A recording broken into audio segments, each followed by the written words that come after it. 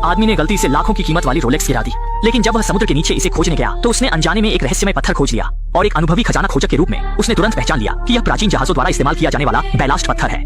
आमतौर पर ऐसे पत्थरों के आसपास निश्चित रूप से एक खजाने से भरा प्राचीन जहाज होता है। ये सोचकर वह तुरंत सतह पर आया और सबसे पहले यह अच्छी खबर अपने 3 साथियों को बताई।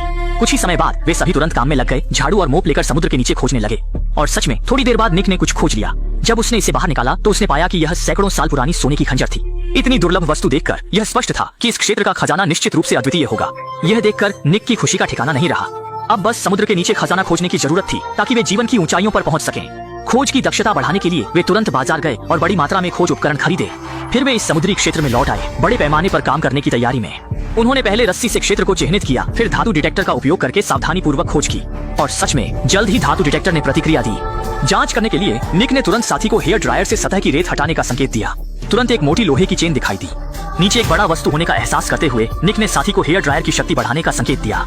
रेत के दोनों ओर उड़ने के साथ नीचे की बड़ी वस्तु भी आखिरकार दिखाई दी। यह पता चला कि नीचे सैकड़ों साल पुरानी इटालियन तोप दबी हुई थी। इस पुरानी वस्तु को हटाने के लिए उन्होंने तुरंत तोप के दोनों ओर रस्सी बांध दी, फिर दोनों ओर के एयर बैग में हवा भर दी। जैसे ही 2 लोग इसे उठाने लगे, यह विशाल वस्तु धीरे धीरे ऊपर उठने लगी।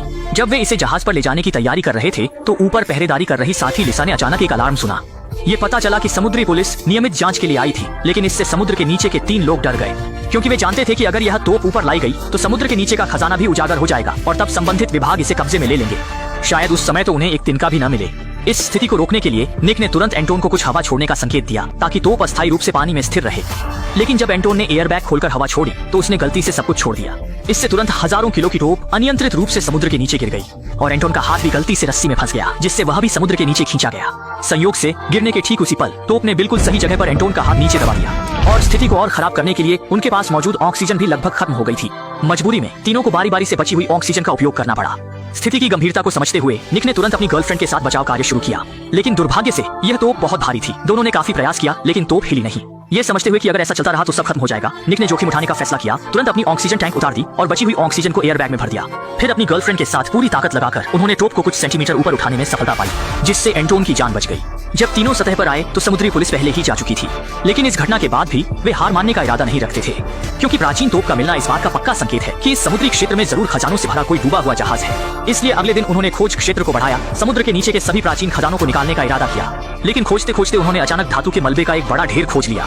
मलबे के साथ खोजते हुए उन्होंने पाया कि पास में एक दुर्घटनाग्रस्त विमान था। निक अपनी आंखों पर विश्वास नहीं कर सका, इसलिए वह तुरंत सतह पर आया और विमान की बात अपने साथियों को बताई। कुछ लोग यह देख तुरंत नीचे उतरकर विमान की स्थिति देखने लगे, लेकिन उन्होंने सोचा भी नहीं था कि जब वे विमान के अंदर पहुंचे तो वह पूरा आटा से भरा हुआ था। स्पष्ट रूप से यह विमान तस्करों द्वारा आटा ले जाने के लिए इस्तेमाल किया गया था, लेकिन किस्मत की बात है कि दुर्घटना हो गई और यह संयोग से इस समुद्री क्षेत्र में गिर गया।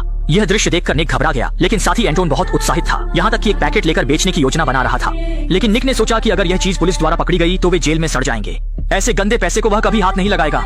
ये कहते हुए उसने चाकू से आटे की पैकेजिंग को काट दिया और सब कुछ समुद्र में फेंक दिया। घर लौटने पर निक की गर्लफ्रेंड ने पुलिस को सूचित करने का सुझाव दिया, लेकिन यह तुरंत अन्य साथियों द्वारा विरोध किया गया, क्योंकि अगर पुलिस को पता चला तो वह समुद्री क्षेत्र निश्चित रूप से पुलिस द्वारा बंद कर दिया जाएगा और समुद्र के नीचे का कीमती खजाना भी जब्त कर लिया जाएगा।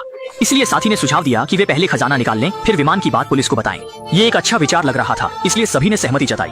केवल एक तरफ खड़ी लिसा ने गलत इरादे से काम किया। अगले दिन जब सभी खजाना खोज रहे थे, लिसा चुपके से विमान के मलबे के पास गई, कुछ आटा पैकेट लेकर बेचने की योजना बनाई, लेकिन वह अपने इरादे में सफल नहीं हो सकी। जैसे ही वह विमान के अंदर गई, उसका ऑक्सीजन टैंक विमान के मलबे में फंस गया। इसी दौरान इस तरफ के साथी लिसा को कहीं नहीं देख पाए, जिससे निक को बड़ा अनिष्ट का आभास हुआ और वह तुरंत एक गैस सिलेंडर लेकर समुद्र के नीचे उतर गया। यह समझते हुए कि लिसा विमान के मलबे में है, वह तुरंत अंदर गया और वास्तव में उसने मलबे में उसे पाया। सौभाग्य से निक समय पर पहुंच गया, जिससे लिसा की जान बच गई। घर लौटने पर सभी ने प्राचीन दस्तावेजों को देखा, जिससे उन्हें पता चला कि समुद्र से निकाले गए ये प्राचीन वस्तुएं 300 साल पहले के एक फ्रांसीसी व्यापारी के जहाज की हो सकती हैं। और किताब में स्पष्ट रूप से लिखा था कि उस समय व्यापारी ने युद्ध से बचने के लिए अपनी अरबों की कीमत वाली संपत्ति को वेस्ट विंड नामक जहाज पर रखा था, ताकि इसे फ्रांस ले जाया जा सके। लेकिन रास्ते में समुद्री डाकुओं के हमले का सामना करना पड़ा, जिससे दोनों पक्षों को भारी नुकसान हुआ और वेस्ट विंड इस समुद्री क्षेत्र में डूब गया बिना किसी खबर के। यह देखकर सभी बहुत उत्साहित हो गए। अगले दिन फिर से उस समुद्री क्षेत्र में खजाना खोजने की योजना बनाई, ताकि उस संपत्ति को अपना बना सके। लेकिन यह उम्मीद नहीं थी कि सब लोग अच्छी तरह से बात कर रहे थे। तभी एंटोन और एक साथी ने गलत इरादा कर लिया। रात के अंधेरे में जहाज लेकर विमान के मलबे के पास गए, चोरी से कई आटा पैकेट ले गए और अगले दिन स्थानीय गैंगस्टर को बेचने गए। लेकिन उनकी बिल्कुल भी उम्मीद नहीं थी कि यही आटा दरअसल उसी गैंग का खोया हुआ सामान था। एंटोन और साथी को गैंगस्टरों ने पकड़ लिया। जल्द ही निक को दोनों साथियों की मदद की पुकार मिली और गैंगस्टर के नेता ने उसे 12 घंटे के भीतर समुद्र के नीचे का सारा आटा निकालने का आदेश दिया, अन्यथा वे दोनों साथियों को मार देंगे। मजबूरी में दोनों साथियों की सुरक्षा के लिए निक को यह स्वीकार करना पड़ा। लेकिन गर्लफ्रेंड ने इनकार कर दिया। काले गिरोह के लिए काम नहीं करना चाहती थी, इसलिए उसने इस मिशन से हटने का फैसला किया। जब वे समुद्र के नीचे आटा निकालने के लिए गए तो गलती से उन्होंने उस प्रसिद्ध खजाने के जहाज को खोज लिया। इस समय साथी ने देखा कि जहाज पर पश्चिमी हवा लिखा हुआ है। इस दृश्य को देखकर तीनों बहुत उत्साहित हो गए, क्योंकि यह जहाज सैकड़ों साल पहले गायब हुआ खजाने का जहाज था। लेकिन इस अपार धन के सामने तीनों इसे लेने की हिम्मत नहीं कर सके, क्योंकि उनका समुद्र में उतरने का उद्देश्य था कि काले गिरोह द्वारा दिए गए आदेश को पूरा करना, विमान के मलबे में से हजारों पाउंड आटा निकालकर किनारे पर लाना, वरना गैंग वाले उन तीनों को जिंदा निगल जाएंगे। लेकिन जब तीनों आटा निकालने में व्यस्त थे तो उन्हें यह एहसास नहीं हुआ कि एक शार्क ने उन्हें निशाना बना लिया है। अगले ही पल साथी लिसा का आधा कूल्हा शार्क ने काट लिया। मजबूरी में उन्हें आटा को पकड़ने वाली रस्सी काटनी पड़ी। तुरंत लिसा को अस्पताल ले जाया गया, लेकिन दुर्भाग्य से लिसा अंततः गंभीर चोटों के कारण मर गई। इस दुखद समाचार को सुनकर छोटी माई भी जल्दी से वहां पहुंची, अपने प्रेमी के साथ लड़ाई के लिए तैयार। लेकिन चूंकि डिलीवरी का समय आ गया था, वे जल्दी ही काले गिरोह द्वारा घेर लिए गए। संकट में निक ने संकेत दिया कि साथी पहले प्रेमिका को ले जाए, खुद को काले गिरोह को रोकने के लिए छोड़ दिया। अपनी जान बचाने के लिए निक ने उन्हें खजाने के बारे में बताया। दावा किया कि इस खजाने की कीमत आटे से सैकड़ों गुना अधिक है। वह बिना किसी शुल्क के खजाने का स्थान बताने के लिए तैयार था, बस उम्मीद थी कि वे उसे और उसके साथियों को छोड़ देंगे। काले गिरोह ने यह सुनकर तुरंत दिलचस्पी दिखाई, लेकिन जब छोटा भाई निक को काले सरदार की नौका पर ले गया तो उसने देखा कि इस समय नौका के अंदर सब कुछ अस्त व्यस्त था। यहाँ तक कि सरदार भी गोली लगने से मर चुका था। लेकिन छोटा भाई प्रतिक्रिया करने से पहले ही उसे काले बंदूक से मौके पर ही गोली मार दी गई। असल में आटे की बात लीक हो गई थी, इसलिए काले सरदार का दुश्मन सान बियाओ वहां पहुंचा। उसका उद्देश्य उस आटे के बैच को अपने कब्जे में लेना था। ये स्थिति देखकर निक दौड़ पड़ा, समय पर बड़े समुद्र में कूद गया।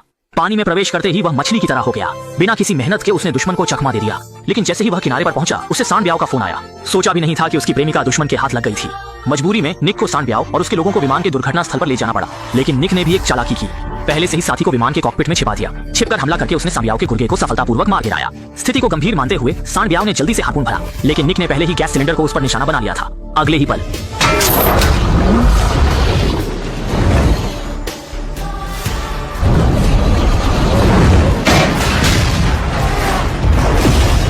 एक जोरदार धमाके के साथ सान बियाओ और विमान का मलबा राख में बदल गया। इस प्रकार एक संकट आखिरकार समाप्त हो गया।